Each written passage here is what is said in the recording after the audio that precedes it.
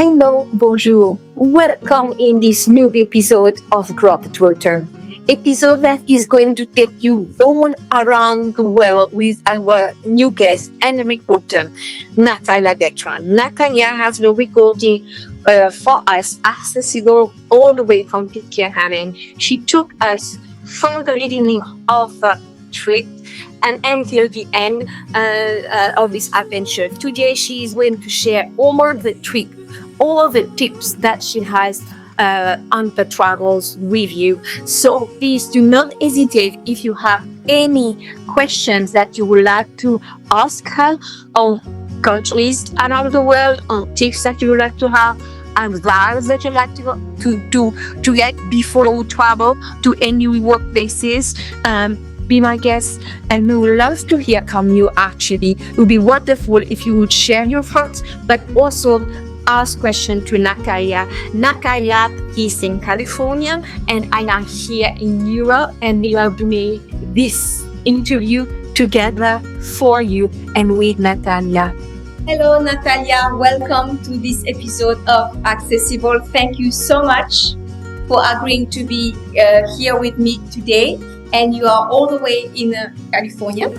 Yes, Joyce, thank you so much for making me part of Accessible, and so happy to be here and to be able to talk to you and to your viewers. Yes, I'm here in sunny and lovely San Diego, California, although it's raining today, but yes, connecting from California.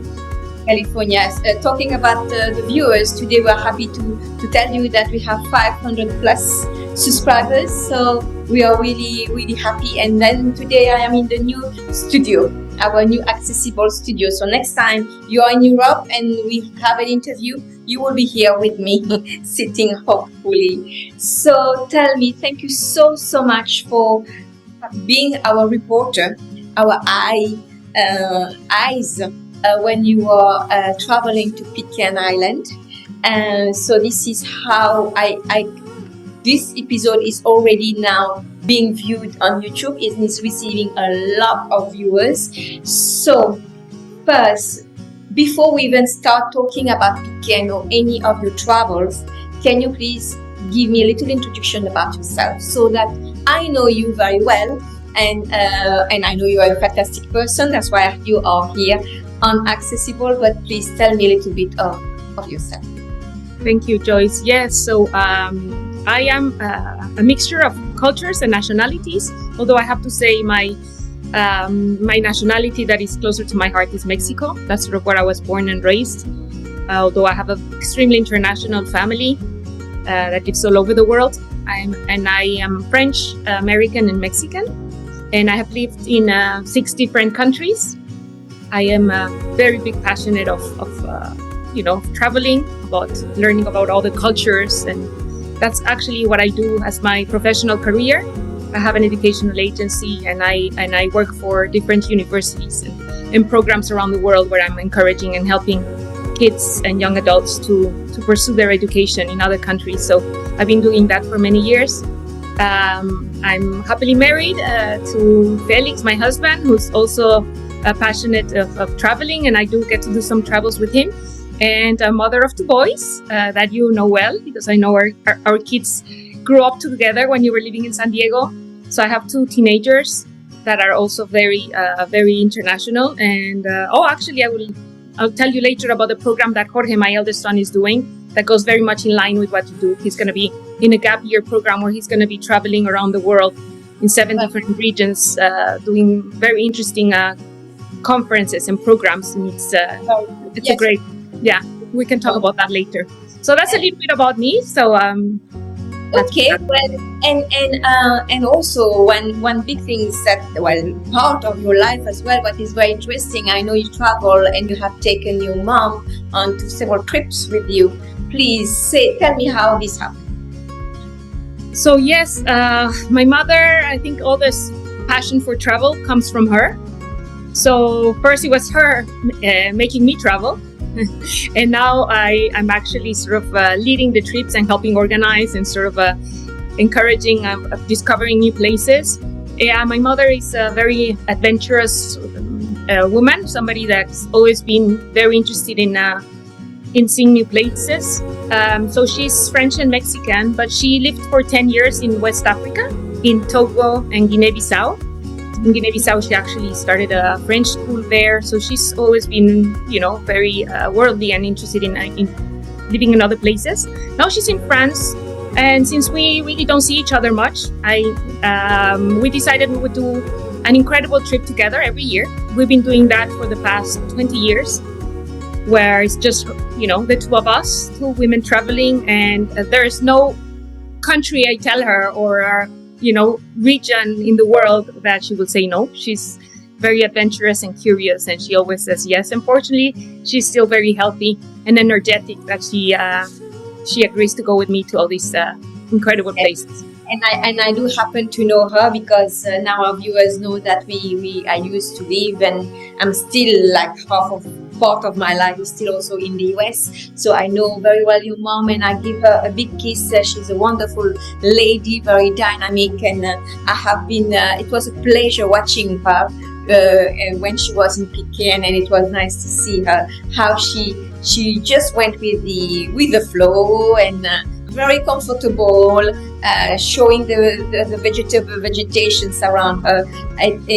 Marta, if you are seeing this, I send you a big kiss, and I hope you don't mind that I'm mentioning you today, but because you are part of this trip together with Natalia, and she's also a wonderful lady. Really, it's a pleasure watching the two of you together. So thank you. Keep that and continue doing it as much as you can together. Thank you. And I think some of the trips we're going to be talking about have been done with her. So I will probably bring a couple of anecdotes of things I have experienced with her. Have loads of. So tell me now, Natalia, beside your work, which is very, very interesting what you're doing with the university education, travels as well around the world, introducing this to the student, but you also is a member of the 100 Club. Tell us about this.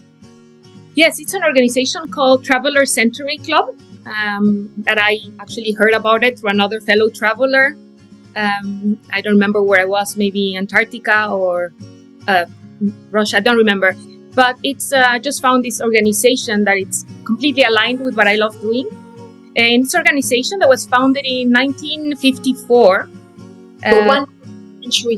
Basically, it's an organization where if you have traveled to more than 100 territories or countries, it's a special list that they have.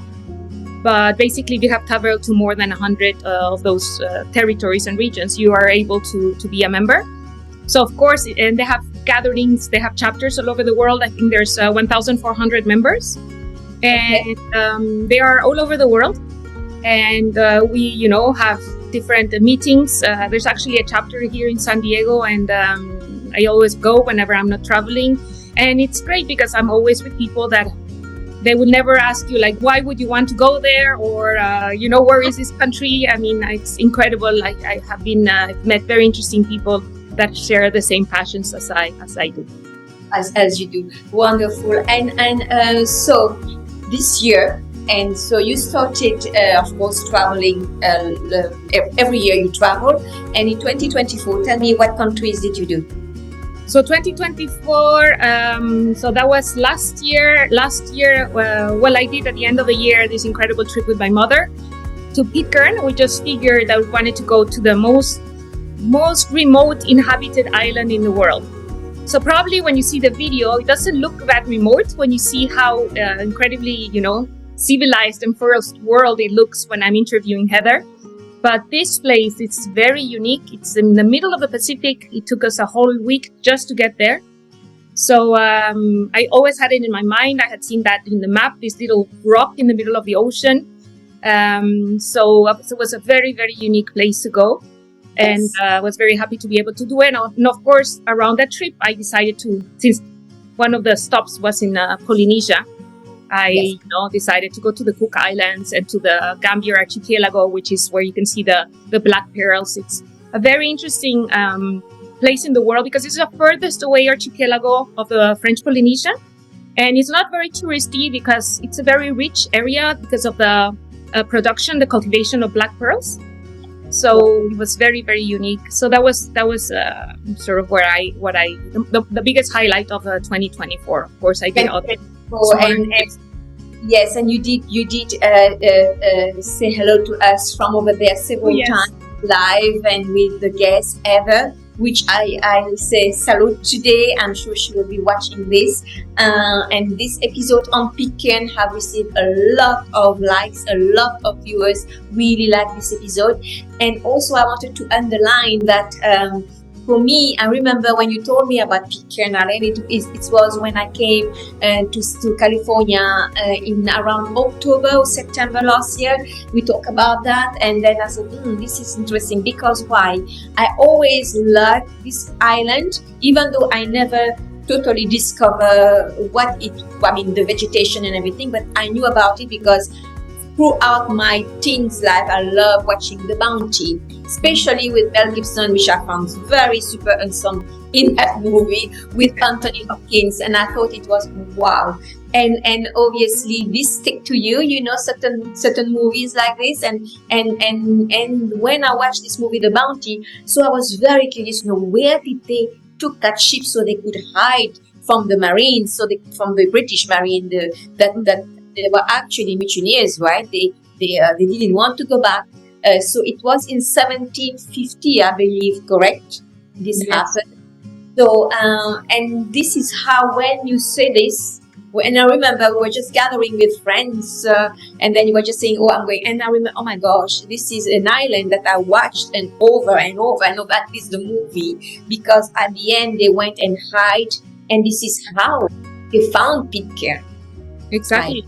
And they actually, they burned the ship once they got there. So they knew they were not going to be able to leave, but that was the only way for them to hide from the British army.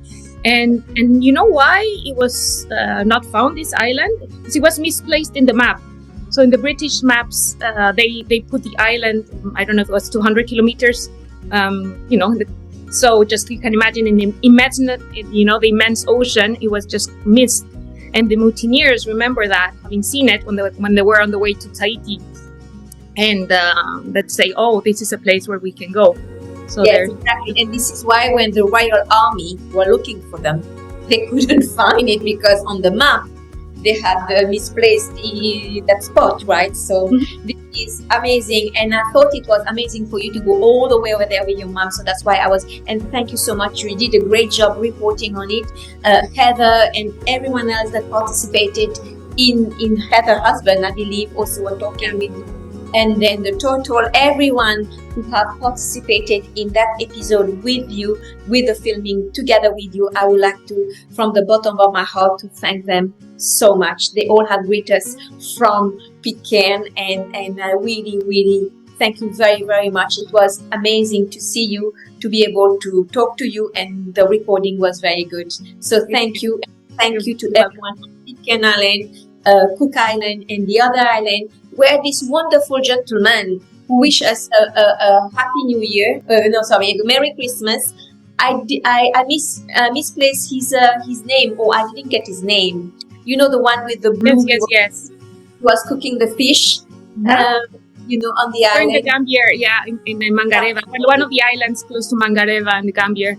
He was adorable, and he was very excited to make part.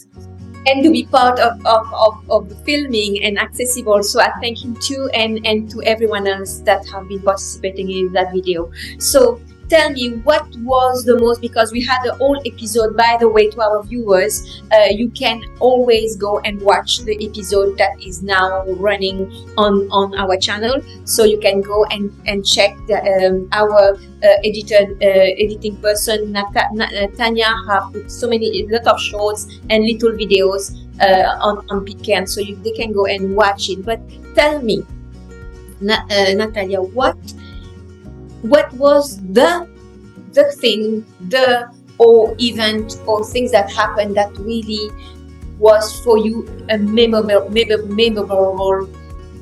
adventure, even though the whole trip, I'm sure, was memorable? Yes. I think it's, first of all, to get there, I cannot say adventure because it's not an adventure, but just simply it's not, just the fact that it's so remote, and that I had to go on this supply ship that goes to Pitcairn, that only goes, a couple of times a year, bringing supplies to the island, and they take 12 passengers. It's a 2.5 day trip from the Gambier archipelago. So first getting to Gambier and then getting on this ship.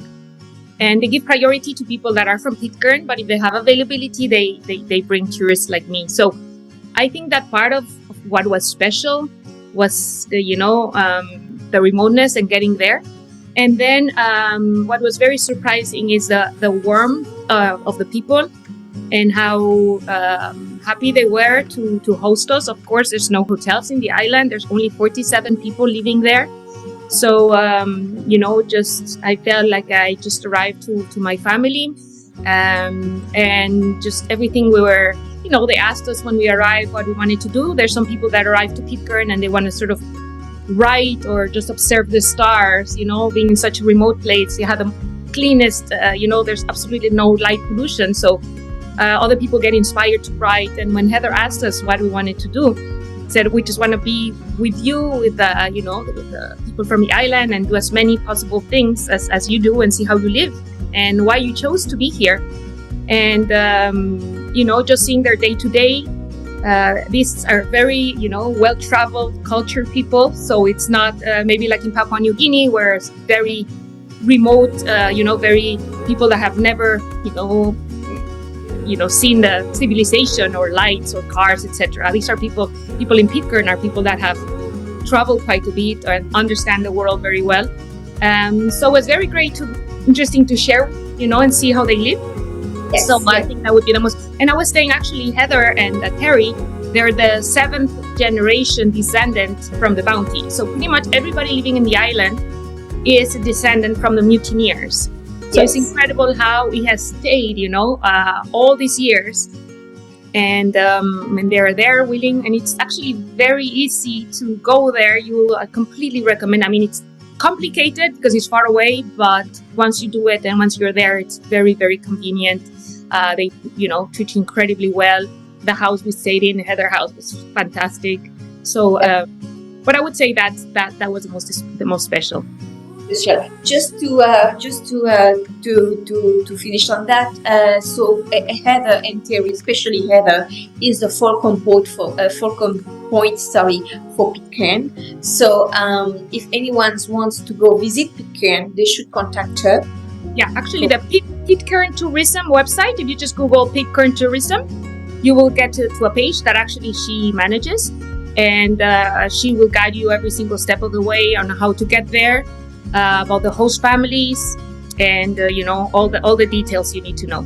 Yes, so for our viewers, remember there's no hotels in Pitcairn, so you will automatically stay with the host family, who will kindly welcome you into their home. And so if you are interested in visiting Pitcairn, you can go on our channel, Accessible, and you can watch one of Natalia's episode over there, where she also talks with Heather and Terry, and they will be able, you will have a little glimpse or a little information extra, things that you can see on the place, and then contact Heather for more details if you want to visit this place.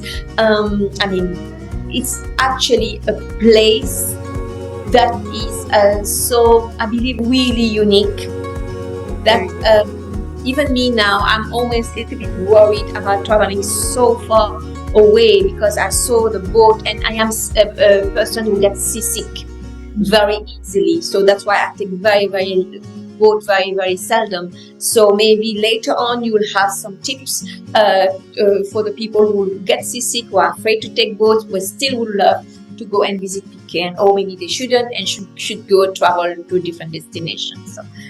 But anyways, anything that you would like to know, you can always send us comments into the comment section down below this recording. So Natalia, let's continue now with your travel, and I would love to talk about Papua Guinea. Okay. So we have some amazing photos that you have sent us, and also some videos that I'm sure that you have that we will introduce on this episode. But I'm sure there is a lot of people who love to visit that area. Tell us all about it. Like how we're going from one island to another, and actually very, very different, but very remote, both of them. So Papua New Guinea, oh my goodness, that's an incredible place to go to visit. It's not an easy destination in the sense that it's not like a leisurely trip where you go and stay in a luxury big 5-star hotel. But for your viewers that are interested in,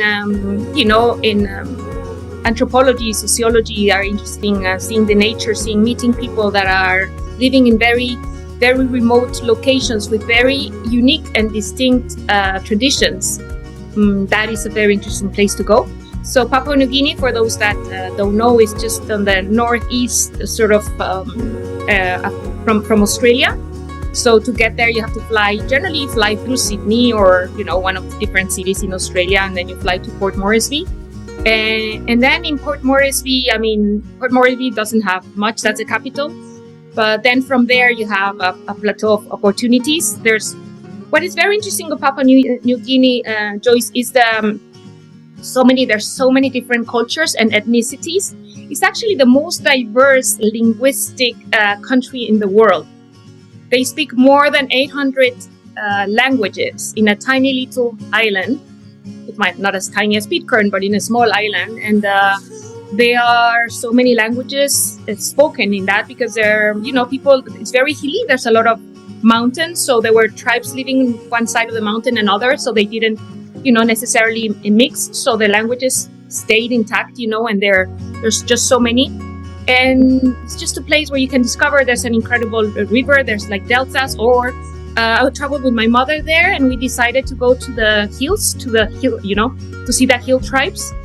And we flew to Madang, and then from Madang, we took a Cessna, a very small flight, to go to a very remote place in the, where we stayed a few days with this local community, where actually there were people there that had never seen electricity or they've never seen a car.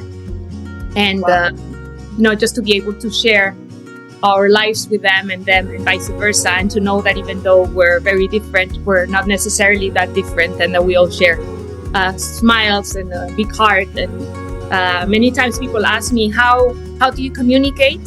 And sometimes you don't need to communicate in a language, just with your body language, with a smile, with and it can go a long way. And of course, we go with a guide. You cannot go there without a guide, but you can perfectly well travel without necessarily speaking all these other languages. So that was an incredible trip, Joyce. Also on the coast, there's it's one of the most incredible and rich places to do scuba diving. And so there's people that go to Papua New Guinea that don't necessarily go to these such remote tribes, and so they stay in the coast, and there's incredible scuba diving in the coasts.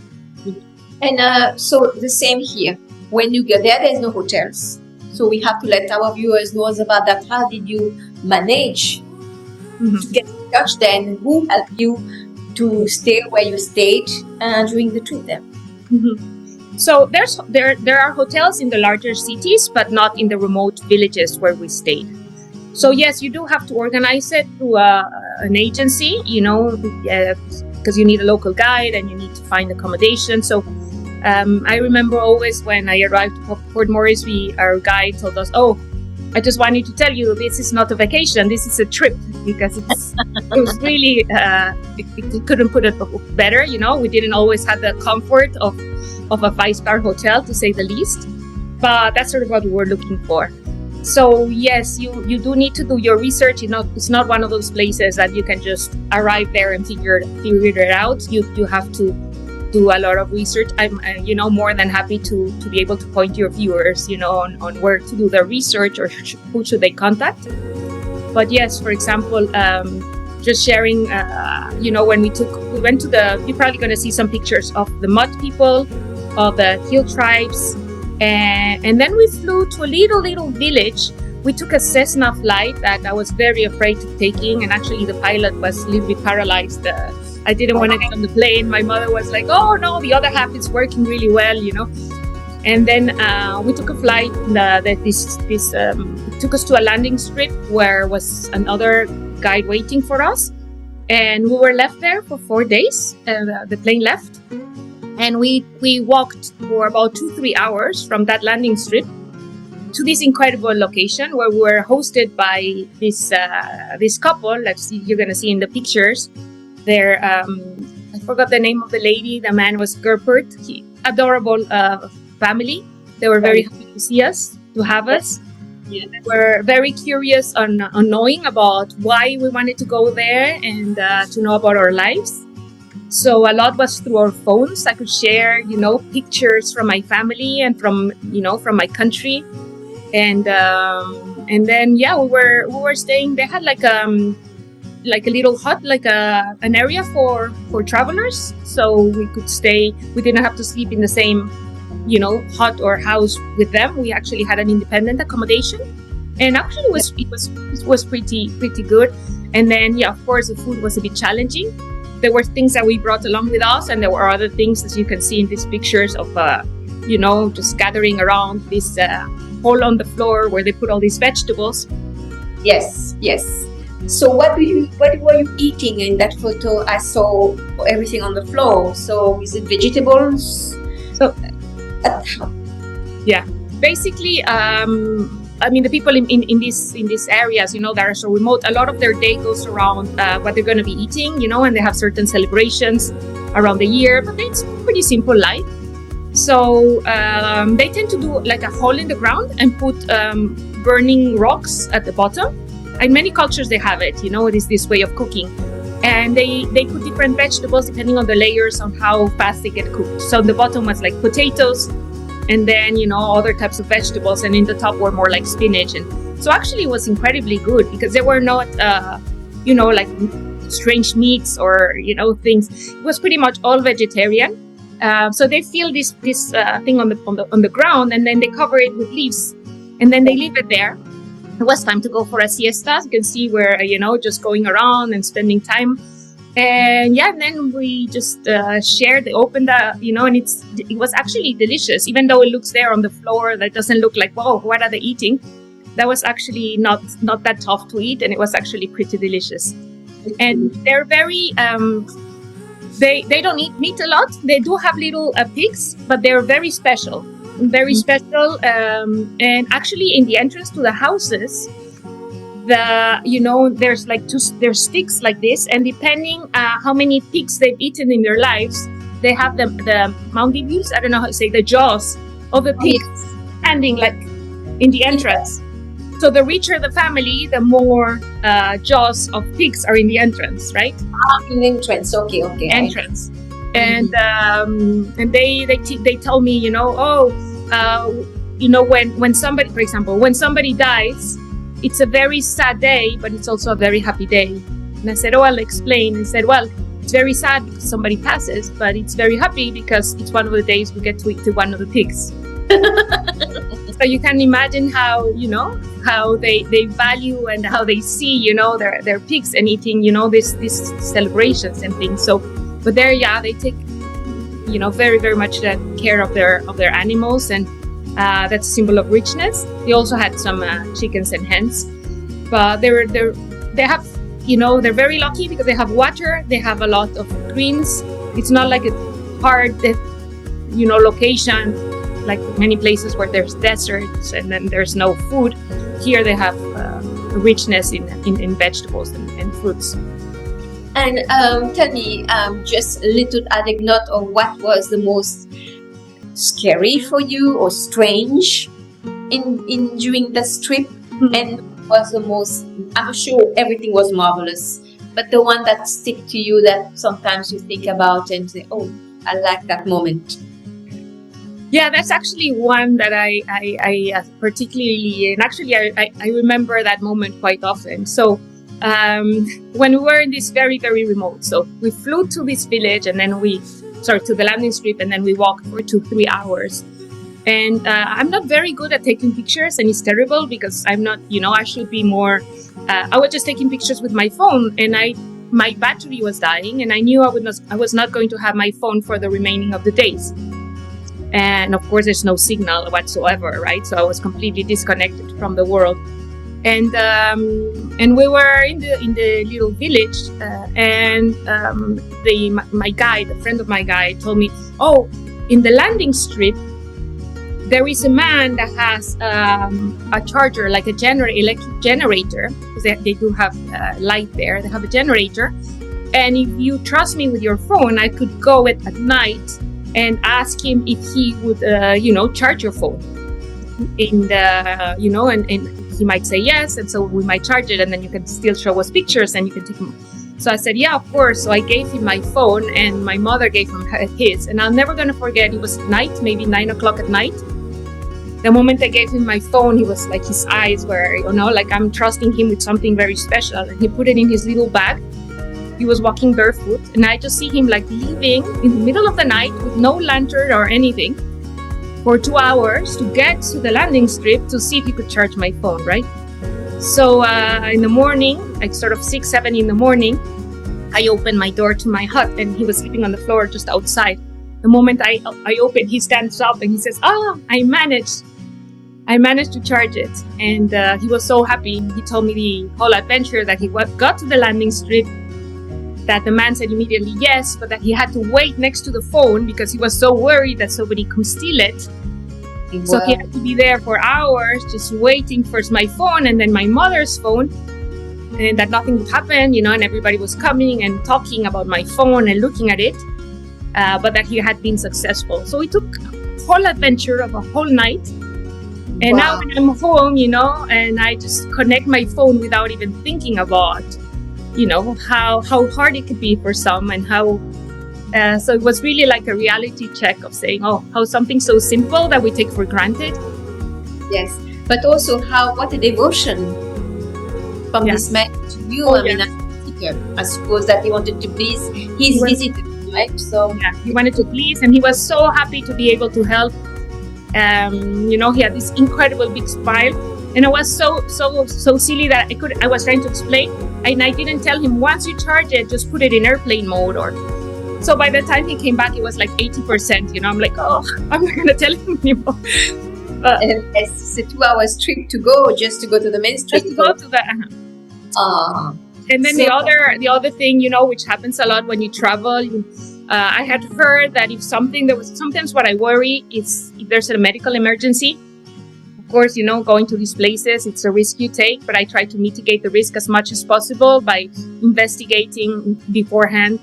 So I remember they had told me that in the landing strip, there was a satellite phone in case of an emergency, so that they could call the little airport in Madang, there was an emergency to come and get us or get. So the moment we arrived and the plane leaves, the little tiny, 5-seater plane leaves, before we start walking to the village, I asked the guide, before we leave, can you just tell me where the satellite phone is, just in case? And he looks like this and he sees, you mean that thing there? Yes. No, that thing, we don't even know what it is, and it has never worked. Come on, let's just go. I'm like, oh my goodness. So of course, it's just part of, the risk you're willing to take. Fortunately, we're very healthy and nothing happened. We taking supplies of medicines just in case, which by the way, that was interesting too, because a lot of people were asking me, like the boy that charged my phone, he had a cut in his leg, and it didn't look very good. I think he was getting infected. So I had this soap and antibiotic cream, and I told him, you need to wash this well and put this cream. So the word spread, and people thought I was a doctor. So everybody was coming and asking me for advice, and I'm like, no. And so, but of course, we left all our medicines that we brought, we left them there, trying to explain like when to take simple things like an aspirin, and at the same time, you don't want to mess too much with how they are already, Yes, because I suppose you also have elderly people there, so somehow they must have a healthy life, because you do have I've seen in some photos some older people, but maybe they are still young, but they look old. I don't know, but yeah, they have a very healthy lifestyle. Obviously, they eat healthy, they walk a lot. But of course, there are issues with health. They do have a lot of their own medications, as they do many, and still nowadays, medicine that is based on herbs that they have their own. So of course, they don't necessarily need a lot of things that we need because they have it there. But it was always, simple things, sometimes like washing a wound or, just it, telling people. Sorry, go ahead. No. I suppose that I don't know, but you let me know that you didn't find out. Like, I mean, here sometimes we are so busy with the phone, with everything, with the social media, with everything that's going on, that people sometimes doesn't know how to be just happy with simple things. How did they appear to you? Did you feel that they miss this, what we have here, or what we do take for granted that they don't have? How did you feel the mood? So I always say the difference. Honestly, these people don't know what they don't have.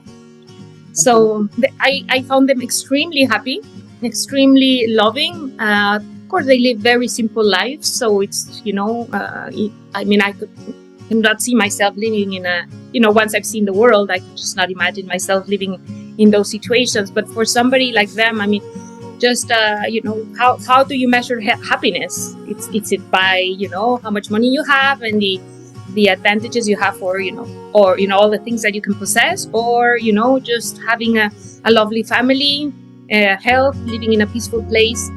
So, yeah, it's always... I'm just wondering how, for instance, you can see that. I think everybody, like when we finished a day of work, finished, and so we are going to go to watch something, or some people would prefer to be on their phone and to check what's happening a little bit on the social media, or little back in the days they used to get together and read a book or play music together, and how do they finish a day, or do they go to bed at 7 a.m. and not a.m. but 7 p.m. or 6 p.m. at the end of the day? Yeah, they typically go to bed when it gets dark because there's no electricity, and they start their days very early. They do have celebrations, like weddings, just like we do. I mean, with their own traditions, and and they get together. Like when we were there, we had fellows from other, houses coming and spending time with them and with us. Of course, people were very curious to meet us, and so they have very simple lives. They don't have necessarily, like games or a level of education of, where they don't know how to read or write or things like that. But at the same time, they have, I think, a richness, within the world that they live in, and I saw them very, very happy. Yeah, and as a Western lady that you were there with your mom and maybe other Western people that was there, what was the most, I wouldn't say shocking, because at the end of the day, nothing is shocking when you are used to something for them. So I don't want to say shocking, but what was the thing that the most unusual, that was like a surprise to you, like a little shock, but more like a surprise for you? You understand my question? So maybe, I mean, of course, the way they're dressed, it's of a shock, but it was incredible. You can probably see, some images now of, and how generally it's the men that dress up more than the women. Just like in nature and animals, how, some animals are, the more gorgeous one are the men. So I was very nicely surprised to see that.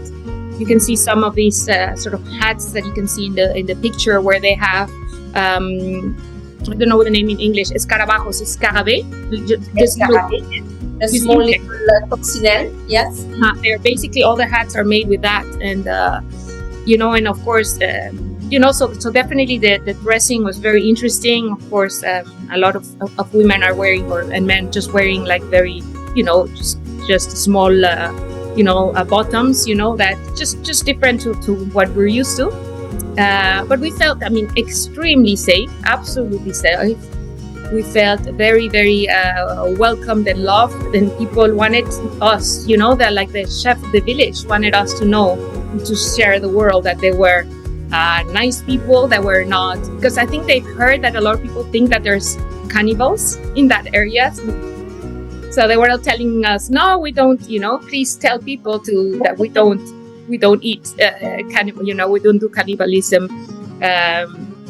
There's, some pictures when you see me there, you say, oh my goodness, where is she? What is going to happen to her? But yes. And our viewers will be able to see all those photos as we are talking, because I also found when I were looking at all the photos you sent over, I thought also would be the archery, because it's for us, you just walk around. You don't walk around topless, and that was like, wow, that's if it's young and old and doesn't matter. Yes, and really like part of the body. They don't need to hide it. It's just the way it is.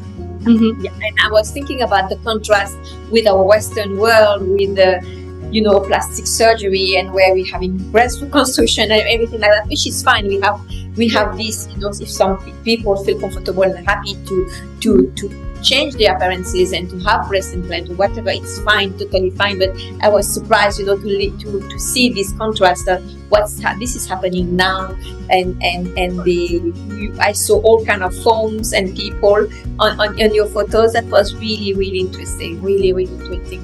And just because we can go on and on, the two of us, about Papua Guinea, but I know that we'll have to have several parts of this Globetrotter episode, because we have so much to share, so much to advise as well. And as you know, I also love to travel. So between the two of us, I think there will be a lot of topics coming up in those episodes. So one thing I wanted to ask you before we wrap up, what advice would you give?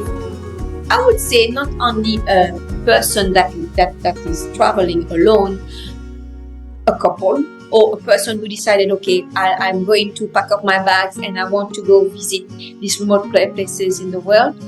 What would be your main advices on this particular? Yeah, I think that's an important point, Joyce, to mention. The first thing I would say is absolutely respect the customs of the places you're going.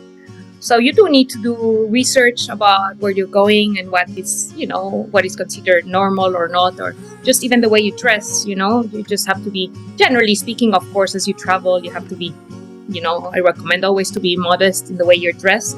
But there are certain places where it's even more important than others. So always be respectful, always read a little bit about the places you're going to be going to know, what is well seen, what is not well seen. Should you bring a gift or not? If they give you a gift, should you open it or not?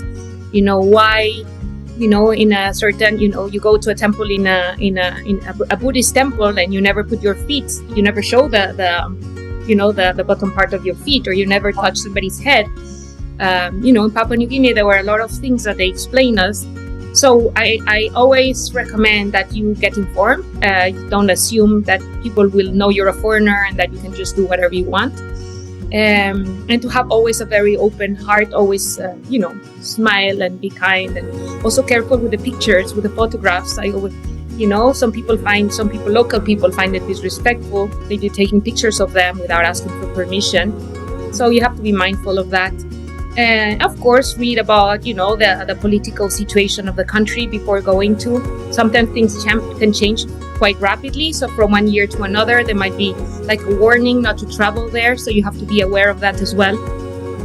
Always make sure you're working with a, serious and reputed travel agency that is there. I like to do it with local travel agencies, to give the work to local people, but you always have to do your research to make sure you're going with a serious and reputable agency. So always do your research and just be careful. Obviously, you don't wear, expensive clothes or jewelry to draw your attention. Just try to be simple and humble. And I suppose that as an adult, you have all your vaccination up to date. But did you have to have any particular vaccines to certain location that you went? That I think is important to know. Yeah. The one that is very common for many countries that are sort of in the tropics, that they will ask, it's not just recommend, there's two things. One, the ones your doctor recommend just for you to be safe, and there's others that actually the government in those countries require. One that is very typical is a yellow fever vaccination. So that's a vaccination that you can get in your home country, and it lasts for many, many years. So definitely that. And then you just need to, some destinations you need to take malaria medication, which is unfortunately is not just a shot that you get. You have to be taking it typically with pills. Some people don't do very well, unfortunately, taking those. But you always have to. And what I do is I always contact my travel agency, travel doctor, and they would recommend, depending the places you're going to, if you need another vaccination or another medication to take, and certain things that you have to be on the lookout. And Yes. Natalia, like I said, right now we did talk quite a while on Papua New Guinea, but I know you have traveled into other countries. Can you just mention a few?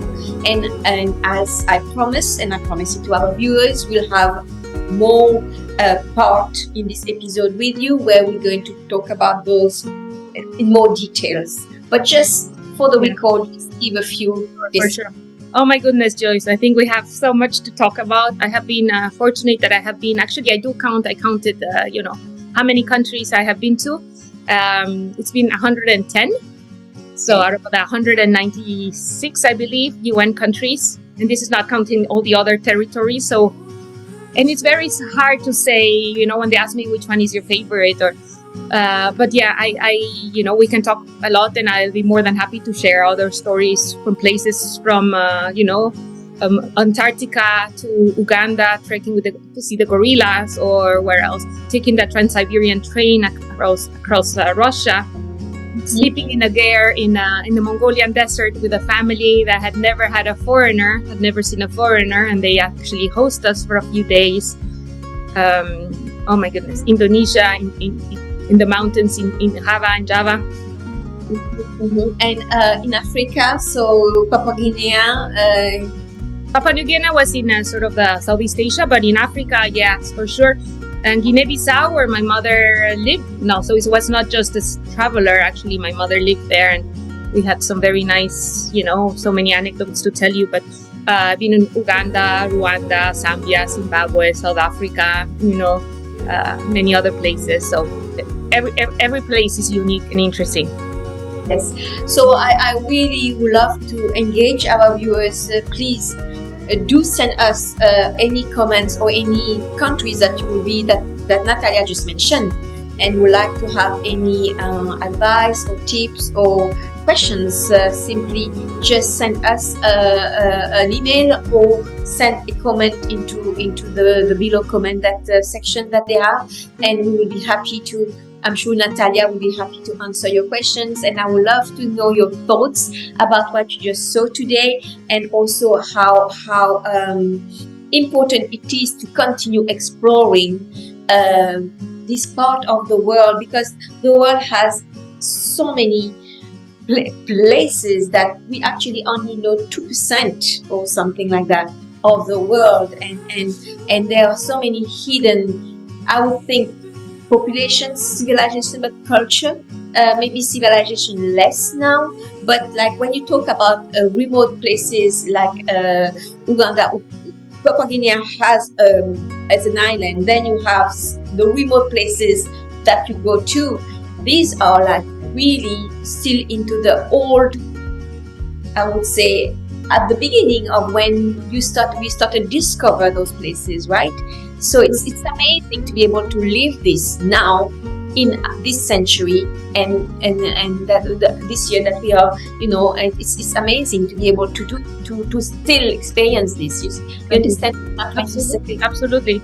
And it's very unique, and I think about it every day. I get in these amazing freeways, 10 lanes, and people rushing and in traffic, and then sometimes I just say, I just remember my, my naps with these people, these hill tribe people, and they said this is happening in the same planet at the same time.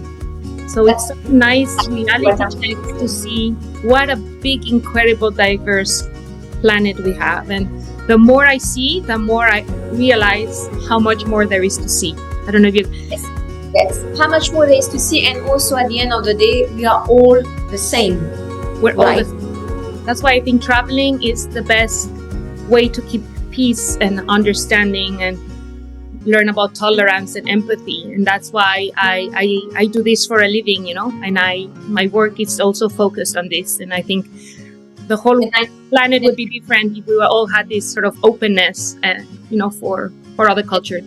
Yes, and I do understand that not everyone can maybe afford, even time-wise, to go to those places. But by watching the episode of Accessible, they will be able to access these places, and maybe one day, someday, make a trip there. And this is really all what that I could wish to anyone, to be really able to explore the world this way. And I know you and I have children that we really push on to be able to continue. As you know, I did travel a lot as when I was working, and now still continue to travel a lot. So I think it has bring a lot of also the mindset of an individual, like you say, tolerance, to understand others, and to do not just stereotype what you hear on TV or on whatever news channels, and to make your own idea on it. Absolutely. And not to be afraid, and don't, of course you have to be careful, but I always say people take the time to travel. You can buy things and you wouldn't, they're just physical things you would not have with you, but experiences and travel, that's always going to stay with you. And there's travel for all budgets. I have traveled when I was younger for, very, very little money, so it's not necessarily, of course, an excuse to say, oh, can't afford it. There's always, you don't need to go to places so far away. Sometimes you find incredible places closer to home, but just to have that interest in seeing what's on the other side of the fence and taking the time to do it. Sometimes we're so overdrawn with work, and rush, and I need to buy, I need to do that. You don't get out of yourself and see, what am I even doing? What is all this for? What do I really want in my life? So I would just tell your viewers to take a moment to really reevaluate and say, what do I want to do with my life? And, maybe I can just open it up more to this possibility of traveling. So if you agree with me, we will connect again and do a second episode of Globetrotter. Absolutely. And time we'll talk about Antarctica, trainer Transperia, and all the other tips, all the other advice that you can give our viewers, because it's so rich, and I believe that you have so much to share and to give to others. Natalia, thank you so much for agreeing to be part of Accessible, and I'm looking forward to your next adventure, where you will report for us. Maybe I might be with you. You never know. You never know. You're welcome. And I'll be very, very happy to share my future travel, like I did with Pitcairn, and for the ones I have done in the past, at least I can share with a lot of little videos and photos that I can send you on. Yes. Thank you, Joyce, for making me part of this. And No, it's really, really wonderful to have people like you on my show. And like I was saying in the introduction earlier, you are a quality person that I feel like very lucky to have in my life, because we do know each other a long time now. But also we share the same, I would say, the same passion of discovering people, understanding people, discovering a culture. But I think this is a love of people. I love people. I mean, and unfortunately you always have to be careful, because you have good and bad everywhere. But I think this is the best, for me, description of you will be your love for people. Absolutely. I think that we have in common.